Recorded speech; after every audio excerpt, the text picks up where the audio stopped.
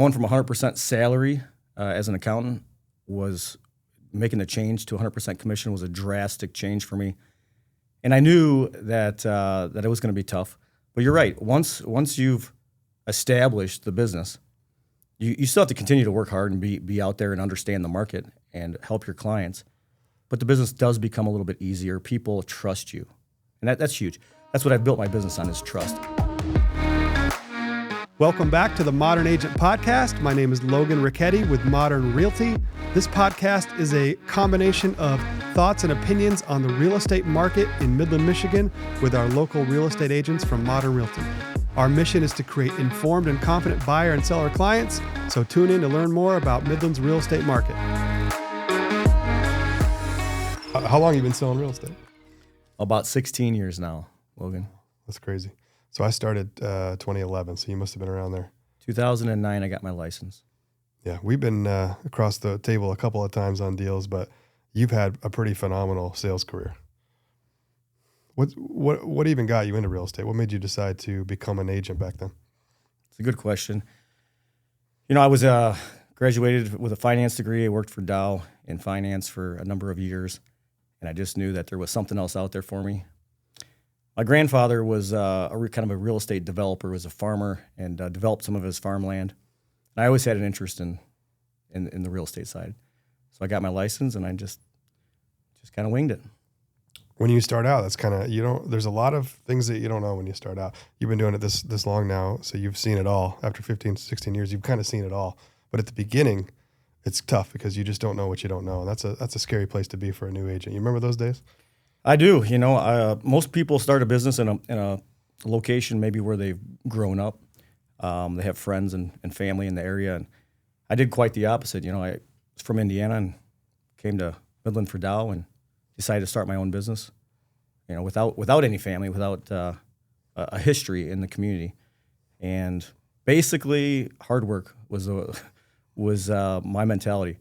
You know, let's work 16 hours a day for the first couple months and try to outwork everyone else. Yeah, I think what a lot of people don't realize when you're starting out a new career in real estate, most of your sales come from your friends, your family, and your network. I'm kind of the same way. I moved back to Midland, and I had 5 or 6 people in my database. I had nothing, so I had to start from scratch too. And people don't realize what an uphill battle it is trying to build relationships, build trust, while you're still learning your own job. And so a lot of people don't make it that long. So congratulations just for making it that long. That's an impressive accomplishment in and of itself. Yeah, I appreciate that. You know, I wasn't sure if real estate was going to work out. I was going to give it a year, and after a year, it was going well. So, you know, 16 years later, here we are. What do you find challenging about the profession itself right now? You know, we don't ever know where our next client's coming from, where our next sale's coming from. We just have to work hard, be in the community, provide great service, and, you know, hope that our clients refer us out to their friends and family. And so just continuing to work hard when you're not really sure, you know, where your next sale's coming from. Yeah, you know, the real estate sales career is a commission-based career. It's a commission-based job. And so you're constantly working to generate your next group of clients and handle your next batch of transactions. And once they're over, there's a paycheck if you're successful, but then you got to find a new one. And that's tough for everybody. A lot of people, it's tough. I've never really had a paycheck, so all I've ever had is commission, you know, so I kind of understand where you're coming from. But the nice thing about sales and real estate in general as a career is once you get some momentum going and you can maintain that momentum, your clients come back to you, they refer friends and family to you, and before long you get some momentum and then you feel pretty stable, then you can start to take off. Would you agree with that? Yeah, for sure. You know, going from 100% salary as an accountant was making the change to 100% commission was a drastic change for me. And I knew that it was going to be tough. But you're right. Once you've established the business, you still have to continue to work hard and be out there and understand the market and help your clients. But the business does become a little bit easier. People trust you. And that's huge. That's what I've built my business on, is trust. And people want to refer me to their friends and family because they had a great experience and they trust me. And they want their son, they want their daughter to have the same experience that they had, and that's rewarding to me. You know, I wouldn't compare myself to a nurse or a doctor, but because they're helping people and they're saving lives. But I'm helping people transition and change their lives to, a move up home, buying their first home, buying their retirement home, moving or buying a second home on a lake. Mm-hmm.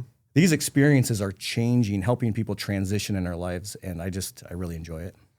I do too. That's probably the one thing that I actually like most about it is, from the altruistic standpoint, is I don't like to help somebody through a divorce, but if you're going through a divorce and you have to sell your house and buy a new house, that's tough.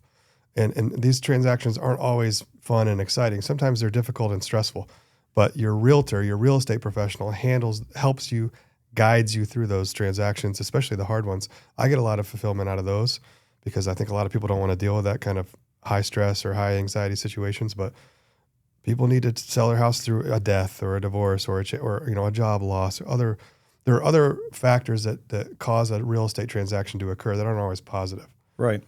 And so I like helping people through those, even though a lot of people maybe aren't as excited to do that. I feel a sense of responsibility, and I think you do too. I do. It's not like you're going to buy a new car. You drive into a lot, trade your car in, you walk out with another one, and here we are. Real estate, buying and selling homes is already very stressful. You're living in a home, you don't know exactly where you're going. You reach out to a real estate professional like myself, and you say, "Hey, I need a bigger house, but I don't know how to do it. Mm-hmm. I'm stressed out. I'm having our baby. We need more space." And my job is to make that transition as stress-free as possible. Mm-hmm. And you're right. That is the enjoyment that we get in the business, is helping people transition. And it's already stressful, so let's just try to make it as stress-free as possible and get them to the next chapter of their life. Well, speaking about stress, there's two sides of these transactions. You're selling a house or you're buying a house. Right now in Midland, if you're buying a house, and historically over the last couple of years, as you know more than anybody, it hasn't been fun to be a buyer, especially after COVID. Let's start there. You were selling, during the COVID and post-COVID period of time, inventory was low, demand was incredibly high, multiple offers were the norm, and houses were selling for higher prices than we'd ever seen historically in Midland. What was your experience as a realtor during those few years? COVID was crazy because, I had already been established in the business and been successful, and then COVID hits, and everybody went into shock. And inventory, nobody wanted to list their homes. Inventory started dropping significantly. Buyers were still moving to Midland for jobs. Dow Chemical was hiring. The market was still good. It was very chaotic. And I had buyers that wrote offers against 9, 10 other offers. And we won some and we lost some. It was a learning experience for everyone. But, transitioning through the COVID times with inventory at all-time lows to where we're at today, it's not a whole lot different today than it actually was during COVID. Our inventory numbers are still very, very low. They're not historically low, but they are low. Actually, in January, or currently right now, we have 86 houses for sale in Midland County. If you want to compare that to January of 2024, we have fewer houses right now. In January of 2024, we had 90. And last year, 2025, in January, we had 98. So our inventory has actually dropped, which, everyone wants to know why. At least people I talk to want to know why. It's a good question, but we were ranked number 1 in the country for a retirement community, which states that people want to live in Midland. People want to move in Midland. And I think that that's huge. I might have digressed from your original question, but Midland is a fantastic community. I never really thought I would start my career in accounting at Dow and finance and stay in Midland forever. But now I've made this community my home. 25 years now almost, and I love it. So, where do you think prices are going in Midland County in 2026 this year? Where are prices going? We know where they've been the last couple of years. We know where we're at today. Where do you think we're going?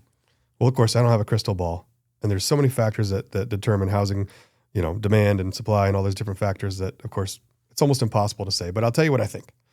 I think our inventory is still low. I think interest rates are normalizing for better or for worse. Unless there's a massive increase in the supply of housing in Midland, I think the demand's always going to be there.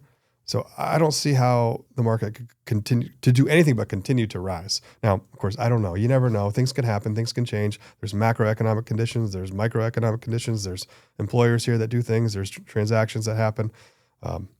But everything that I'm seeing that so far, I'm looking at, sales in January, sales last quarter, last year, and the direction, the trajectory. I think we're going to continue to appreciate as a market. That's my guess. What do you think? I agree. But one thing I like to do, it must be my finance background in me. I like to have some numbers to provide information. I like to have data to support any opinions I make. So understanding the historical real estate market in Midland County is first. So the fact that in 2024, our average sales price in Midland County was $259,000. Our average price last year for sales in Midland County was $302,000. That's $43,000 more. We have to ask ourselves, why did that happen? The magic ball, that magic 8 ball, understanding houses that we have listed for sale is first. So in January of last year, we had 98 houses for sale. That is, right now we have 86 houses for sale in Midland County. So we were actually fewer houses than we had last year. Currently, we have 1.3 months of inventory listed for sale. That means that our market cycles every 1.3 months. And the national numbers say that we have to have 5 to 6 months of inventory listed for sale to have a stable market. When I say stable, that's appreciating at like 1 to 3%. A stable real estate market. We are well below that right now. We're at 1.3. And that's an appreciating market. Last year we saw 40,000 in appreciation with these kinds of numbers, and we have fewer houses for sale than we did last year in January. Mm-hmm. I'm not going to make an opinion here, but the market, the data says that the prices are going up in Midland County. And if that continues to hold true, be a buyer. Go out there and buy some real estate. You're going to have equity in 6 months. You're going to have equity in a year. And yeah, I'm excited to be a Midland property owner right now. Well, like you were saying, even today with the inventory as low as it is, it's still difficult to be a buyer. And of course, nobody thinks about this, but it's difficult to be representing a buyer, because your job, our job as professionals is to show houses, help narrow down selections, make a decision, then structure and negotiate an offer. And when you're competing with other buyers on that house, you don't always win. And there's this constant balance between how do you advise your client to be as aggressive as they need to be to win the house in a competitive environment without making the buyer feel like you're pressuring them or giving them advice that's not in their best interest. It's a constant balancing act, It is. Buyers can only make the offer that they can live with, and that they're financially able to make. Mm-hmm. So when a buyer likes a house, I ask them, is it a 1 out of 10? If it's a 10, then we got to write the best offer, the winning offer per se, that we can, so that we secure it. Because I don't want them to have the opportunity to lose, but yet it's a very competitive market still with our inventory numbers being so low that that cash buyer that's out there that wants to pay a great price, it's tough to beat. I'm thinking about this too. And as things start to level off, because they are beginning to slow down a little bit. In other words, the average days on market you have there, what is it right now? It's around closer to a month. Yeah, last year the average days on market was 28 for Midland County, which is wildly low historically. Less than a month on average for an entire market to sell all year is very low. And if you look at the median, so the middle of the sales, average days on market was 9. So you have a couple outliers that are helping that number increase. But, you list your home. If you get it ready for sale, which is what we do, right? We help our clients get the house ready for sale. If you get it ready and you list it at the right price, the market is there for it. Well, that requires representation as well, because what is the right price? What is the right strategy? What are the right preparations that you need to make? And, a lot of times on the outside, people looking out at our industry think what we do is very easy and very simple and da-da-da-da. In an easy transaction, it certainly appears that way. But a transaction that's actually easy occurs because of all the preparation, because of all the advice, because of all the expertise that goes into it up front.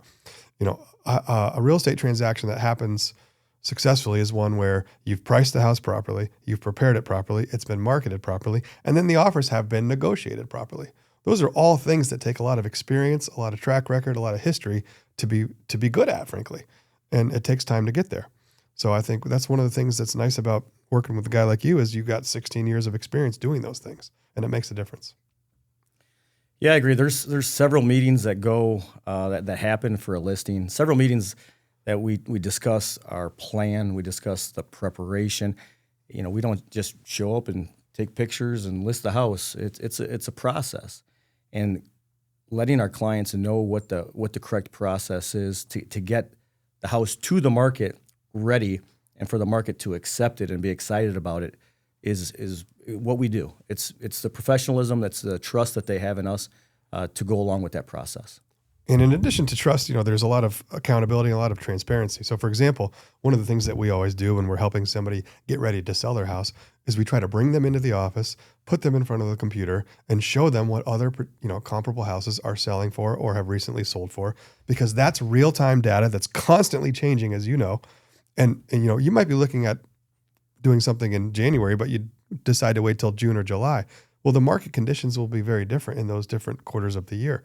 So regardless of where you are in the process of wanting to sell your house or thinking about it or getting ready, at the time when, you know, I always suggest to people to talk to somebody ahead of time, months ahead of time, obviously, oftentimes, because if it's January and you're thinking about selling your house this summer, you should talk to Bryan now, because Bryan will give you advice and ideas and things to think about and focus on now, getting the house ready for sale. But also, he'll show you what current market conditions look like today, so you can at least forecast or have an idea, for better or for worse, you never really know, what things will be like in a couple of months. So you can start to make really thoughtful decisions on when you list it, how much you list it for, how long you stay at that price. And obviously you're going to adjust to feedback and showing traffic as that comes in.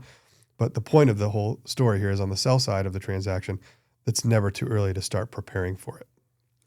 Yeah, that's correct. I mean, I think that, you know, last year our Midland County market appreciated by about $40,000 on average. So if you're thinking about selling a home in January, the price in January is not the same price as it is in June, July.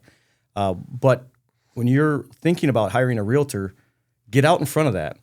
You know, start meeting with the realtors that are referred to you, that people that in the market that you trust.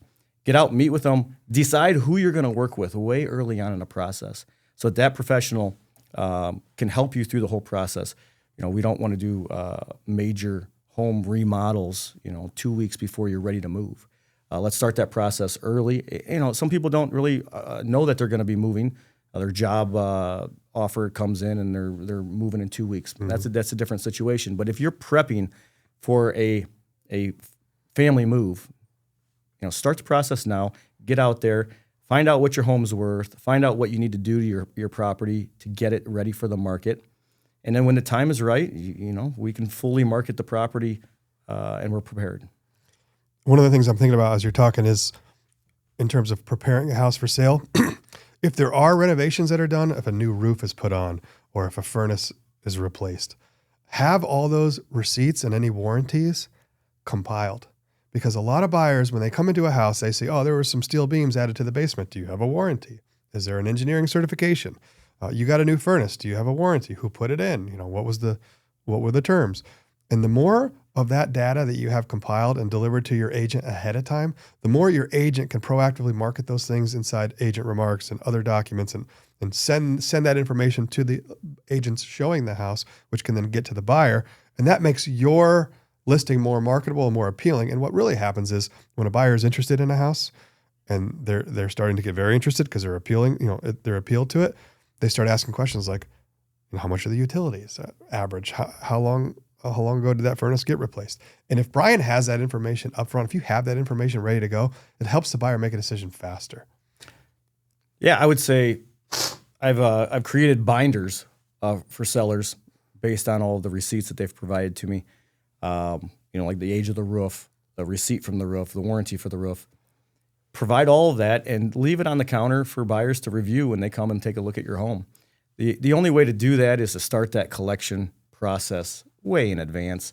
A lot of people have records here and there, and it takes time to go and collect them. But if you have everything in one spot, in a book that we can provide, we can advertise, we can market, create an 8x11 data sheet that lists every improvement that you've made, maybe the cost that that you spent on it, what year it was done. I mean, that's huge. I mean, buyers walk in and they're like, these people took pride in their home, and they have receipts. This is something that I'm excited about. Let's talk about pricing strategy for a minute, because after preparation and marketing, pricing is obviously the main driver of demand, right? You list a house for $1 million versus $3 million, you're going to get a different demand for it. Right. So how do you advise your clients to narrow in and ultimately decide on an initial listing price? What does that conversation sound like?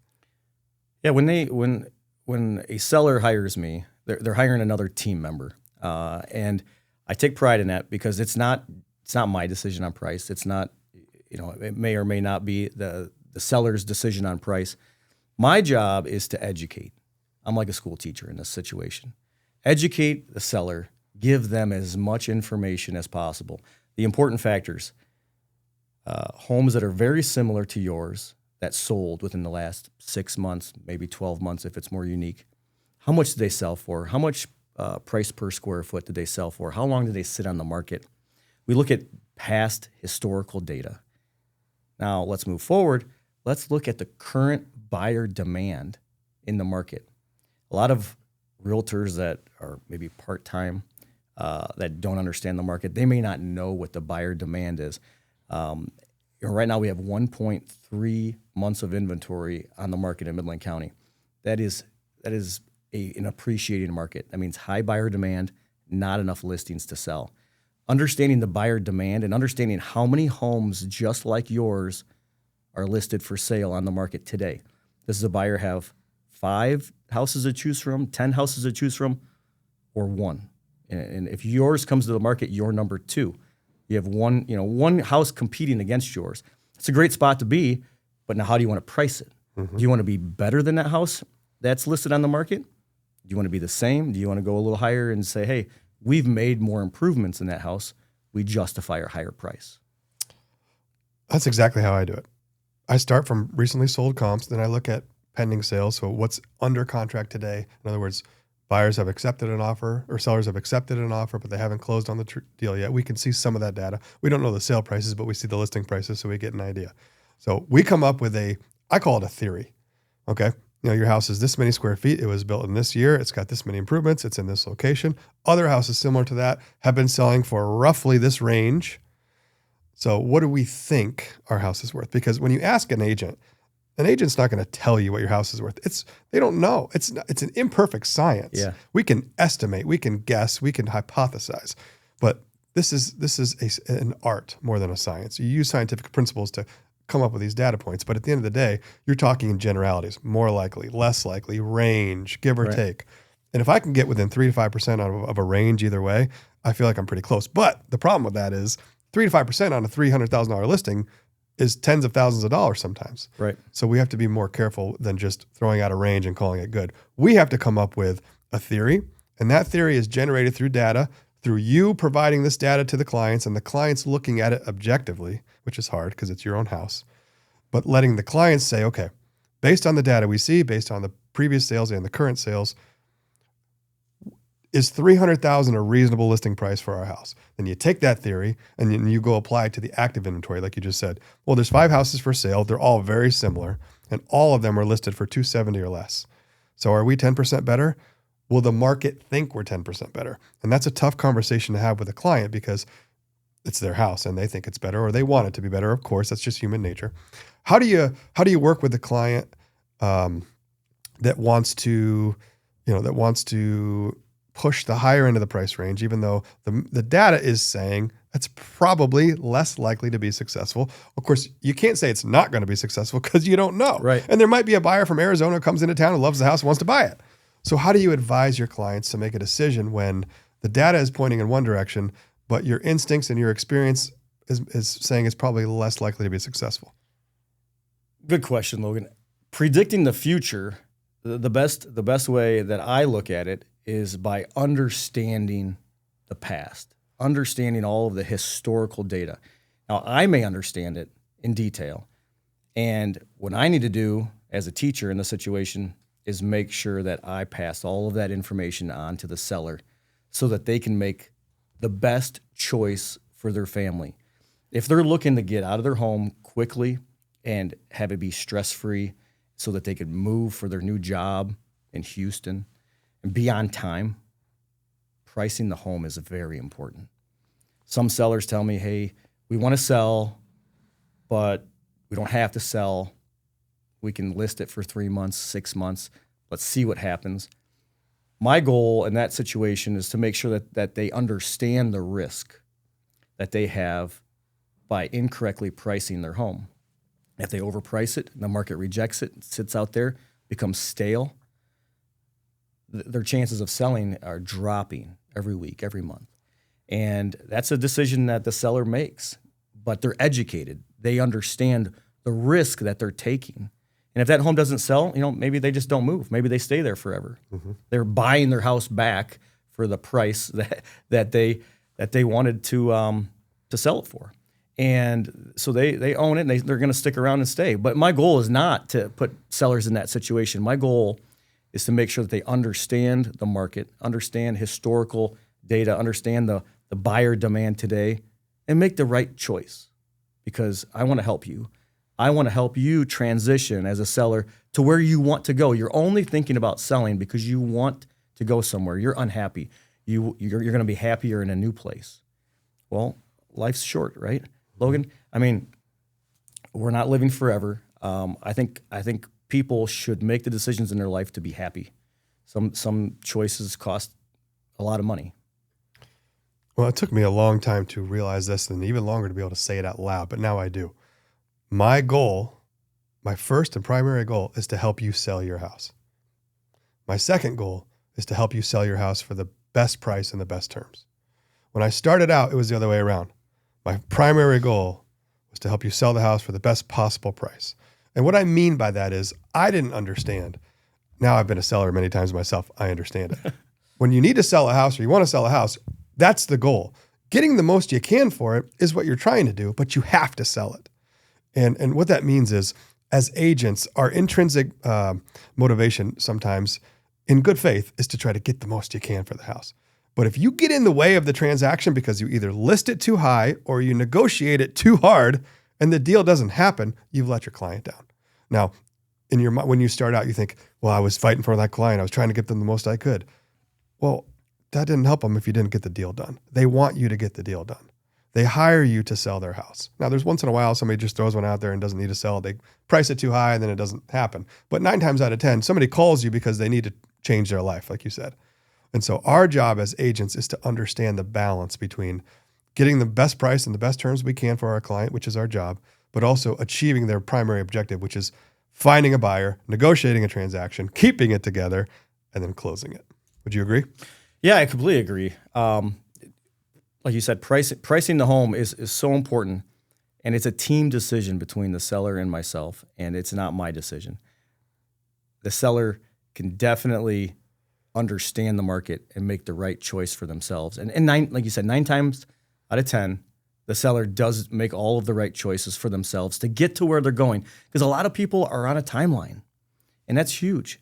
Getting there, who wants to live in a rental property for 6 months because your home hasn't sold?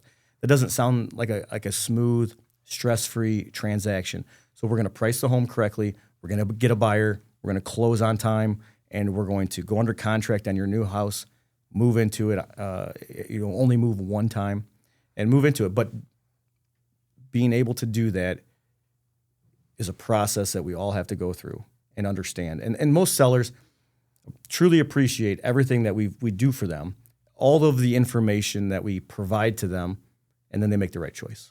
All right, let's switch gears and talk about buying a house. Now, buying a house is a process in and of itself, but if you're in a house, and I just did one of these recently, I just worked with a nice couple. They were in a beautiful house, but their family's getting bigger and they need a bigger house. They're moving across town. In those scenarios, it can be very complicated, as you know. The first thing that you're doing is you're sitting down with that buyer and you're saying, okay, what's our plan? Do we need to sell our house before we buy a house, or do we want to buy a house before we sell a house? Are we capable of buying a house before we sell our house or not? Are we willing to do that or not? So there's all these different dynamics, right? And anybody who needs to sell a house to buy a house absolutely has to have a realtor. I mean, you can't do it without one. It's very, very difficult to understand the nuances and the dynamics of both the negotiation and the process, the logical steps from one to another, from one to the next. In your experience, when you work with somebody who has a house, a lot of your friends and family who you've sold a house to in the past, they bought a house with you. Now they come back to you 5 years later and say, "Hey, we're pregnant again. Woohoo. We need a 4-bedroom. We're in a 2-bedroom. We need a 4-bedroom. I assume that you sit them down and have a meeting, right? Is that the first thing you do? Yeah, a buyer consultation right there, because that is the first step when you're looking to buy. Let's understand what the market says. Let's understand what you want. Let's understand what the market says it's going to cost us. Now, let's understand your financial situation. A lot of times, buyers don't understand that, so they have to go talk to a lender. We refer them out to some local lenders that we really trust, or they may already have one that they've worked with in the past to buy their home. Great. Go get pre-approved. Hopefully, you can get pre-approved for what you want. If you can't get pre-approved for what you want, you can't buy the next house first, well, then we got to go through the whole process of talking about selling your house, finding a buyer on your house for the right price, and then being able to go under contract on a house that you want to buy. Very stressful situation because you may not know what's available when the buyer shows up for your house. Mm-hmm. And that could be months, it could be 2 weeks down the road, it could be 2 months down the road. The houses that you're looking at today are already sold, they're gone. We have 1.3 months of inventory, they're already gone. Yeah. So what's available? Are you going to be happy with what's available? But that transition, that discussion, we're not going to sell your house and put you in a homeless position. But when an offer comes in, if we don't have anything to buy that you're excited about, that you're willing to purchase, well, then we don't want to sell your home. But that whole process, that whole discussion happens during the buyer consultation. It happens once you've talked to your lender. We need to know the whole financial picture. They have to share with us what they can do, what they want to do, so that we can make the right offers for them when they find the house that they want to buy. But yeah, and then we obviously, if you have to sell your home first, we need to start that process now. We need to start getting your house ready, getting it prepped. If you're pre-approved to go buy the second home first and carry 2 mortgages, great. You want to go? Want to go start looking for homes? Let's start that process. But we have to understand that whole picture. Yeah, and it's complicated. And everybody's situation is unique because you have the financial considerations, but then you also have the risk tolerance considerations and the contingency plan. So for example, if you're in your house today and you want to buy a bigger house, you either can afford to buy that house without selling your house or you can't. If you can't, then we know that we have to sell your house first. That's fine. If you can, then we have to make a decision whether you're comfortable buying a new house, closing on it, moving out of your existing house, and managing 2 payments up for an uncertain period of time, which, by the way, isn't as overwhelming as it sounds, but it's something that you as a buyer need to consider and run some numbers on, and your realtor helps you go through that.